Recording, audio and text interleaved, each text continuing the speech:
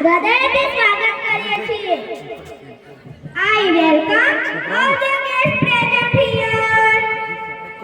22 જાન્યુઆરી 1950 ના રોજ આપણું બંધારણ અમલમાં આવ્યું હતું.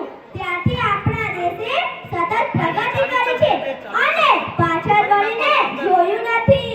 દુનિયામાં આજે ભારત દુનિયામાં સૌર પરિસંતા બનવાના સપના સાથે આપણે આપણા કાર્યક્રમને આગળ વધારીએ. ઈશ્વર